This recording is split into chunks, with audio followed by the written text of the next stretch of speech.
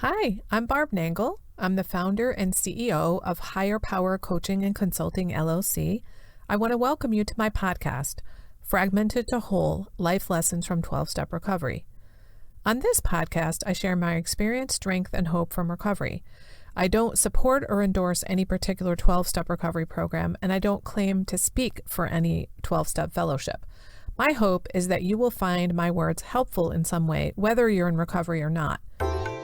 This is episode 126, How Understanding Your Part in Things Brings You Out of Victim Mentality. If you're a fan of this podcast and want to support it, please check me out on Patreon. If you're not familiar, Patreon is a platform created by creators for creators that allows them to be supported and rewarded for their work by their fans and followers. You can find me at patreon.com/higherpowercoaching. Something has occurred to me recently about my emotional sobriety, and that is that I'm able to accept things that used to just send me off the rails. Now I'm able to deal with them in a way that's emotionally sober, and I think there are 3 reasons I'm able to do that. 1, I'm able to accept things I couldn't before. I've gotten serenity because I'm able to accept the things I cannot change. 2, I used to take out all my frustrations and anger on inanimate objects and situations because I never shared that stuff with other humans.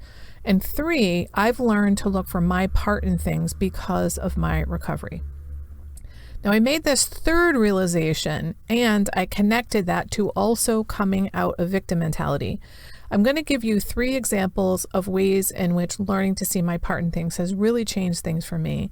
One happened really recently, which is the thing that caused me to have all of these realizations together. Now, I don't know about you, but what happens when I have a grand epiphany like this, it's like it has this cascade effect of retroactive understanding for me so that other things fall into place and I understand my behavior in the past, usually in many, many, many incidents. And I'm like, oh, that was what was going on here and there and here and there. So I'm hoping that happens for you too, especially from listening to my podcast. So here's the story.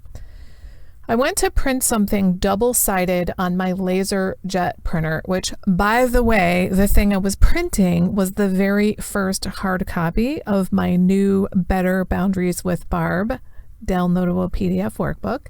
If you're interested in it, you can find it linked in the bio on my bio on Instagram or on higherpowercc.com/workbook. Anyway, the printer gave me 4 different options for doing double-sided printing on this laser jet printer, which will not flip the paper over on its own. Now, luckily, the first time that I went to print something, I only tried to print about 6 pages in case I screwed up, which I did. I printed it on top of the side I'd already printed on. So then I tried it again and I did the same thing. And the 3rd time I printed on top of the side that was already printed, I busted out laughing. And it was amazing what happened. It was almost like the loudness of my laughter was like a lightning bolt through my being. It was almost like this visceral, sort of deep, penetrating realization to the core of me, in my bones and in my cells, where I really, really got, I am changed. I think actually that was a spiritual awakening, to be honest with you. Now, here's what's important to understand about me. That kind of shit right there is where I would have lost my fucking mind in the past. And that's the moment I realized that there were these 3 reasons why I don't lose it like that anymore, and I'm able to accept shit that used to send me reeling. The kind of reaction where I laughed this time, I used to say things like, Jesus Christ. And it happened because I no longer have this gigantic buildup of annoyance and frustration and resentment, etc. Because I live my life really differently. And I also express those kinds of feelings as they happen. I allow them to happen rather than trying to tamp them down. and I express them to other human beings. I share with my higher power. I talk about things that bother me with my sponsor and my coaches. So I no longer have that buildup. And I don't take that shit out on inanimate objects or situations anymore. And then 2, I've learned acceptance. Acceptance is the answer to my problem today. Now, if you have difficulty with acceptance, please listen to episode number 2. It's my most popular episode besides the one with my story. So I won't go into acceptance here, but that's what it's about. And then 3rd, I realized after a few days of thinking about this, that this new type of reacting that I have in formerly frustrating situations is also because I've learned to look for my part in things. That is there something that I'm doing that is causing the issue to happen over and over and over again? Learning to look for my part in things has helped me to calm down.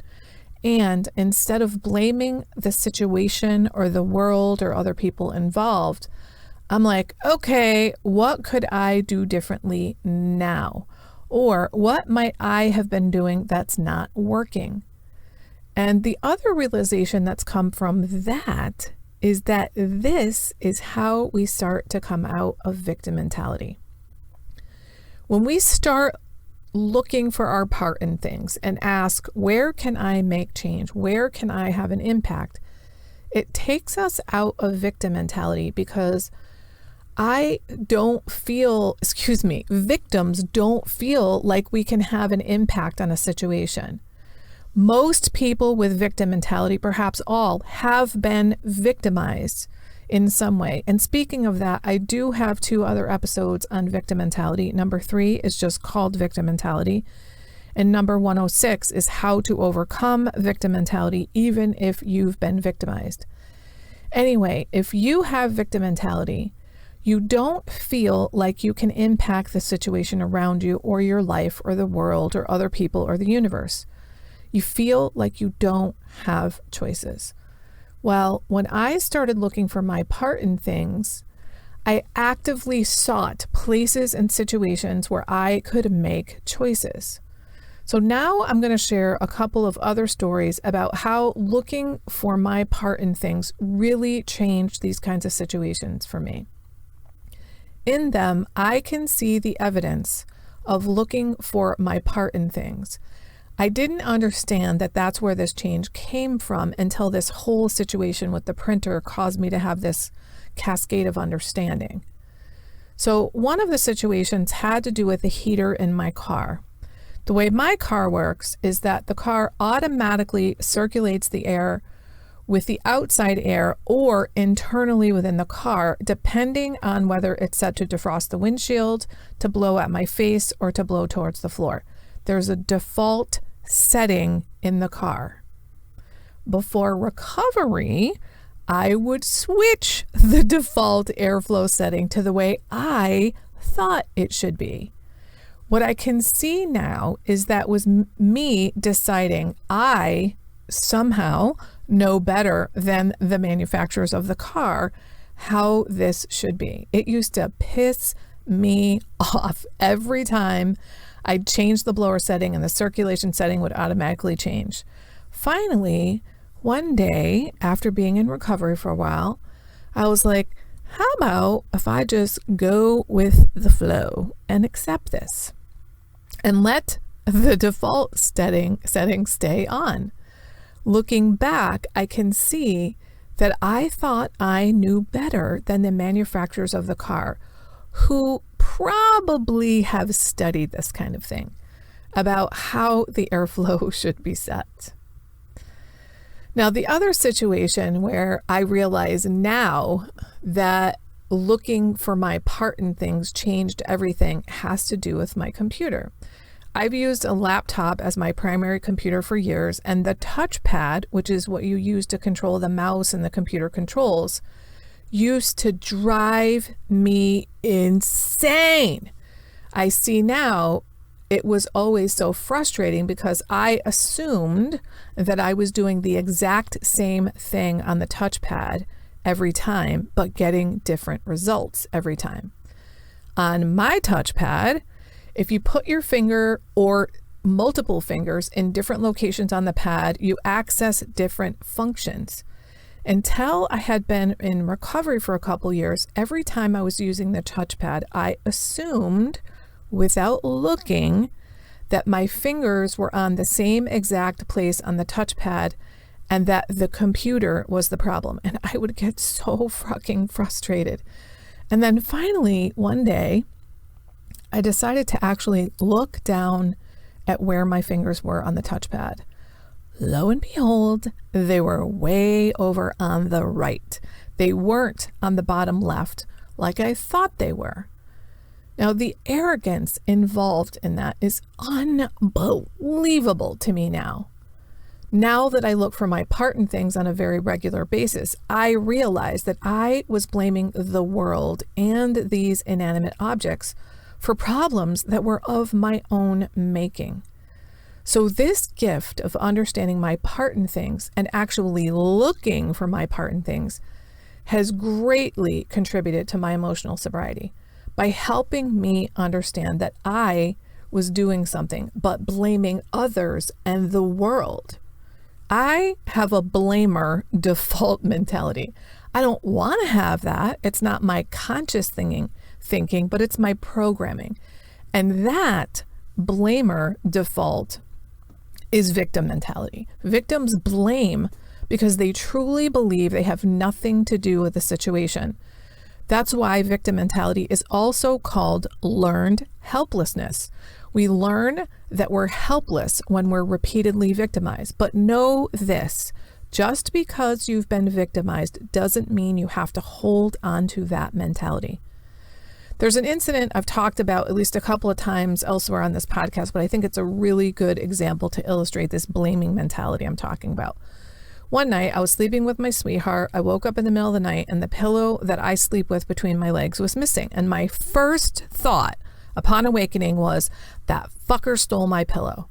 Now, I woke up out of subconscious sleep in blame. Like, that is how deep this pattern is for me.